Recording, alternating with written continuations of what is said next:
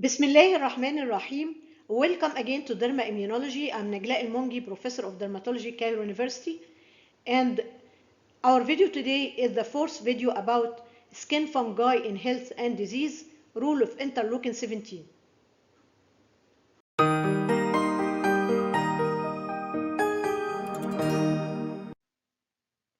And in this video, we are going to talk about immunopathology triggered by skin fungi.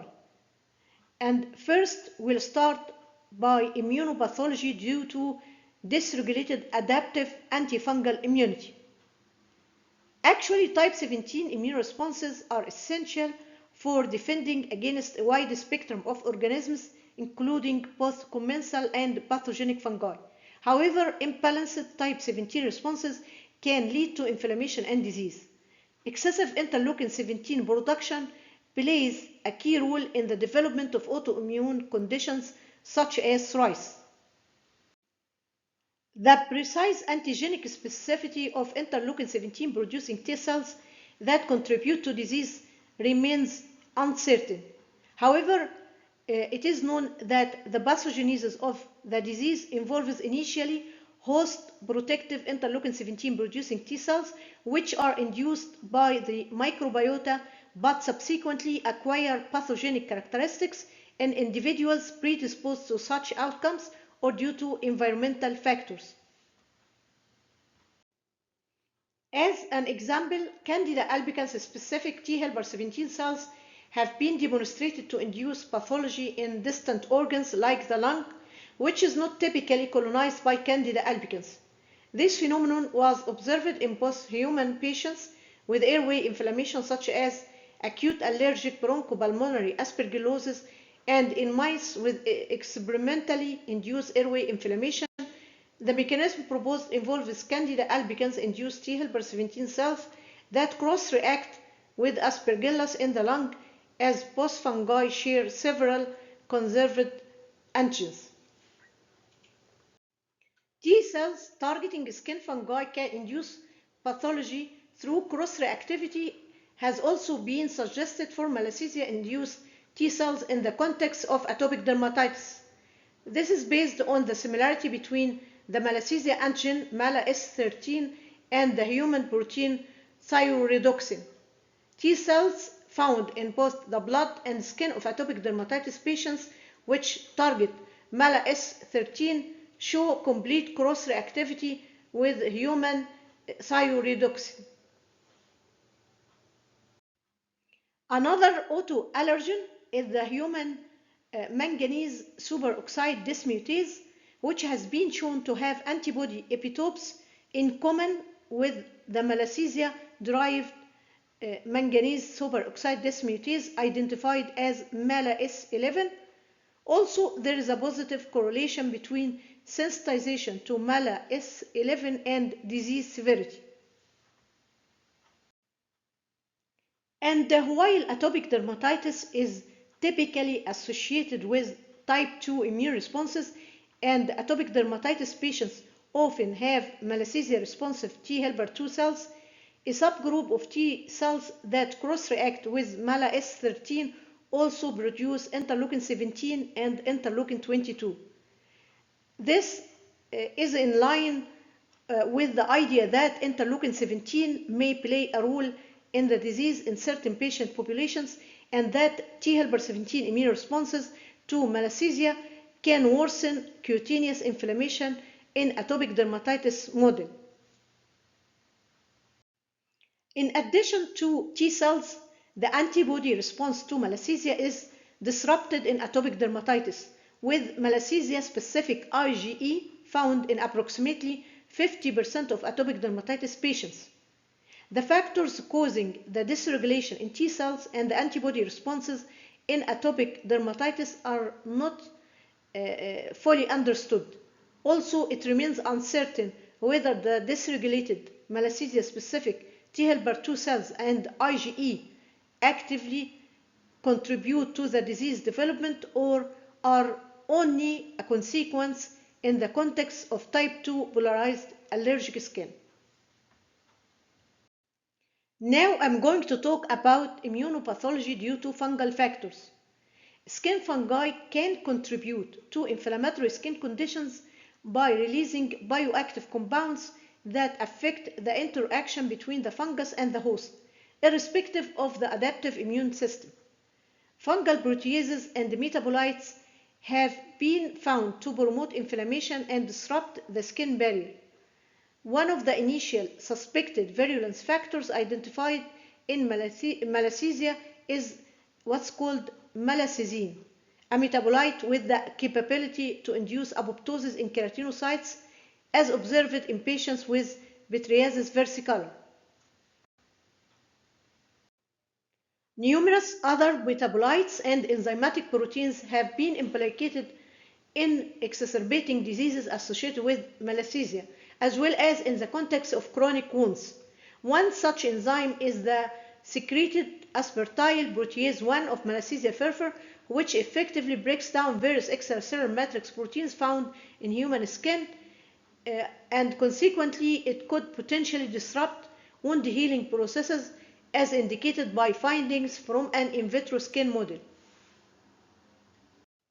Secondary metabolites from malassezia furfur, including indolic compounds with immunomodulatory properties, have been discovered in cases of seborrheic dermatitis and dandruff.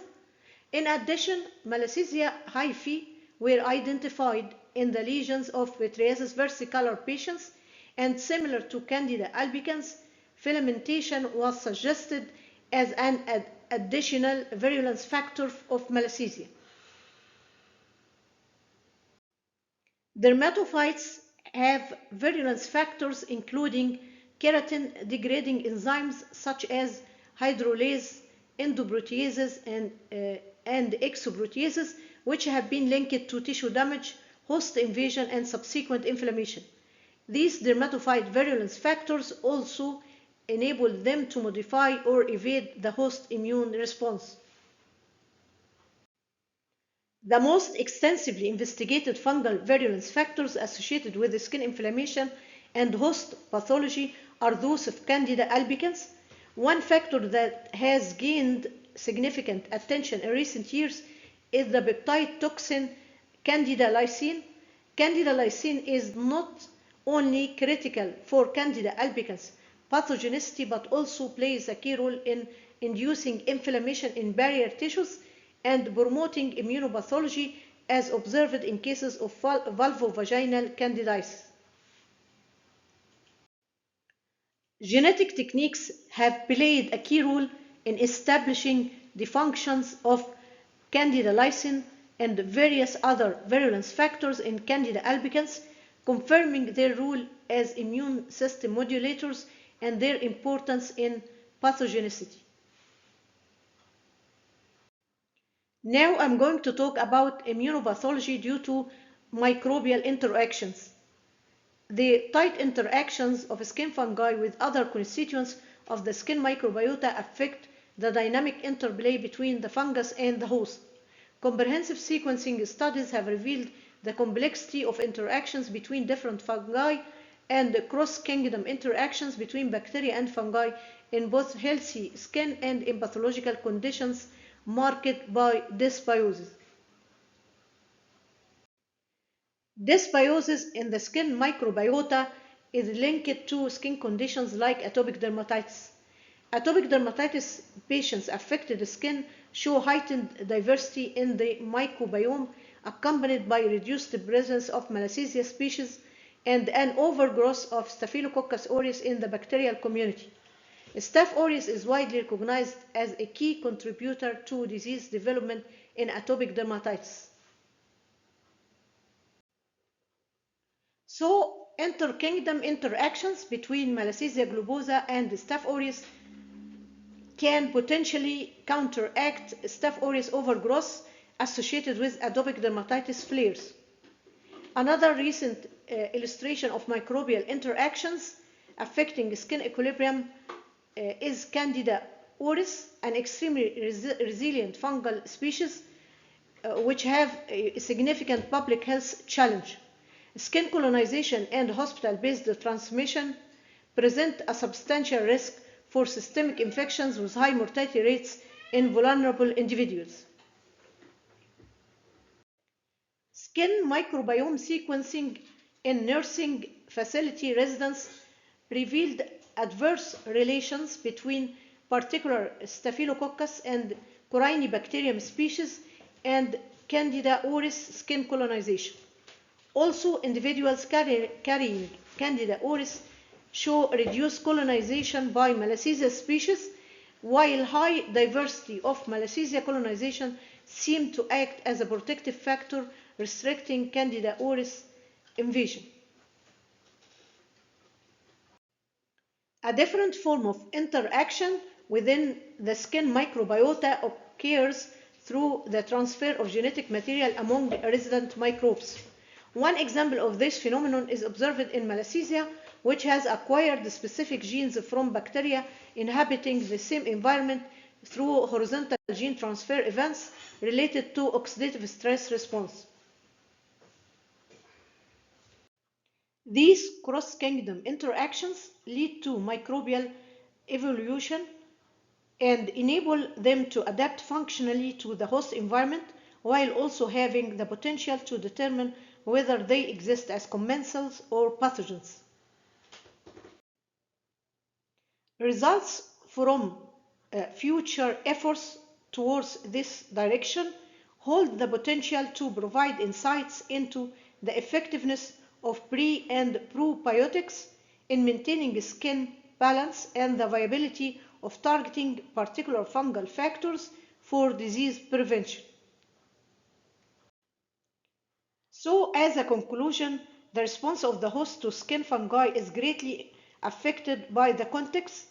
Skin-resident fungi engage in continuous communication with other members of the microbiota, the immune system, and various cutaneous cells, including epithelial cells and even neurons.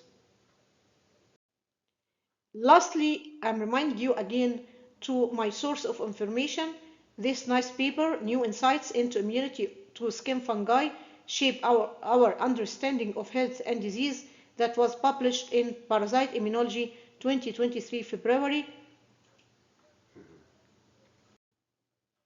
I hope that you have enjoyed this video, and I'm reminding you again to subscribe to the channel and activating the alarming bell, and thank you.